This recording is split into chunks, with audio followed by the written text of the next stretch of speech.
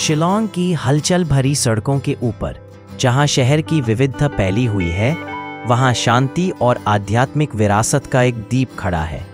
मेघालय का सबसे पुराना तिब्बती Buddhist monastery Shillong गदेन Choling monastery में आपका स्वागत है।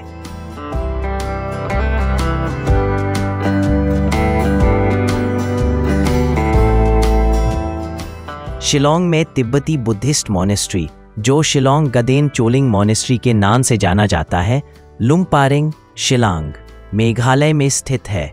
शिलांग के पुलिस बाजार से तिब्बती बुद्धिस्ट मॉनेस्ट्री अपर लुंगपारिंग की दूरी लगभग 5.8 किलोमीटर है और गाड़ी से जाने में लगभग 22 मिनट का समय लगता है।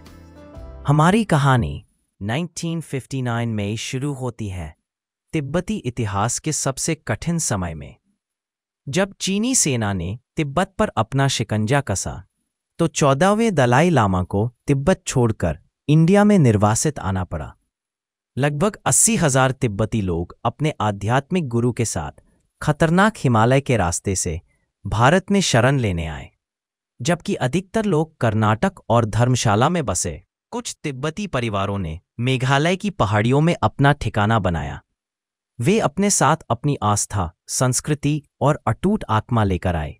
1960 के दशक में इन दृढ़ परिवारों ने अपर लुंगपारिंग में बुद्धिस्ट मॉनेस्ट्री की स्थापना की। पुलिस बाजार से सिर्फ 5.8 किलोमीटर दूर यह पवित्र स्थान एक पहाड़ी पर खूबसूरती से बसा है और नीचे के शहर को देखता रहता है।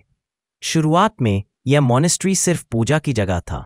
यहाँ धार्मिक कार्यों का नेतृत्व करने वाले कोई भिक्षु नहीं थे। लेकिन जैसे जैसे शिलांग में तिब्बती समुदाय बढ़ता गया, आध्यात्मिक मार्गदर्शन की जरूरत भी बढ़ी। तिब्बती परिवारों के इस बढ़ते समुदाय को देखते हुए 1980 से गेलुक तिब्बती बौद्ध मठों ने शिलांग गदेन चोलिंग मॉनेस्ट्री में भिक्षु भेजे, जिससे इन पवित्र कक्षों में नई जान आ गई। मॉनेस्ट्री के मुख्य अवशेष में भगवान बुद्ध, गुरु रिम्पोचे, जेयाब सेस सोम और 21 तारा की मूर्तियां और अनेक पूजन सामग्री है। 30,000 वर्ग फुट के क्षेत्र में फैला यह मॉनेस्ट्री 3 मुख्य इमारतों से बना है: प्रार्थना हॉल, कक्ष और पुस्तकालय, जिसमें सदियों पुराना बौद्ध ग्रंथों संरक्षित है। भिक्षुओं के कक्ष उन लोगों के लिए शांतिपूर्ण निवास प्रदान करते हैं जो अपना जीवन आध्यात्मिक साधना में समर्पित करते हैं।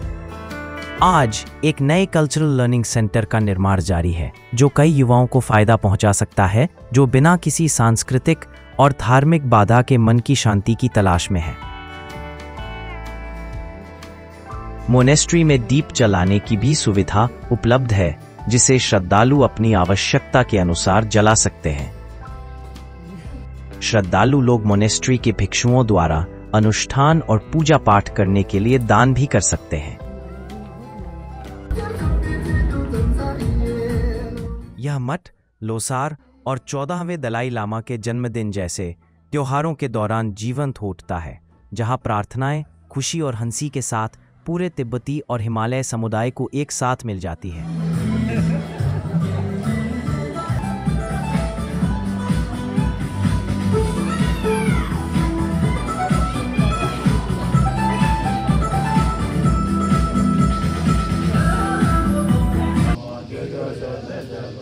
ये उत्सव शिलांग की अद्भुत धार्मिक एकता को दिखाते हैं, जहां बौद्ध परंपराएं शहर के विविध आध्यात्मिक परिदृश्य के साथ खूबसूरती से घुल मिल जाती है। दशकों से इस मोनेस्ट्री ने अनेक महान व्यक्तित्वों का स्वागत किया है। फरवरी 2014 में परम पावन दलाई लामा ने स्वयं शिलांग की अपनी पहली यात्रा के दौरान यहां प्रार्थना की।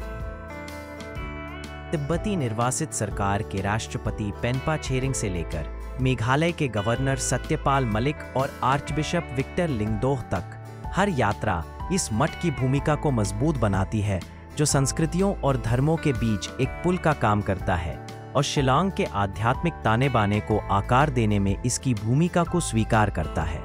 आज जब आप लुंगपारिंग पहाड़ी पर जाते हैं, तो आप इस मनमोहक लाल और पीले रंग की इमारत को नहीं भूल सकते, जिसकी नुकीली छत है। यह मानवीय दृढ़ता, आस्था और समुदाय की शक्ति का प्रमाण है।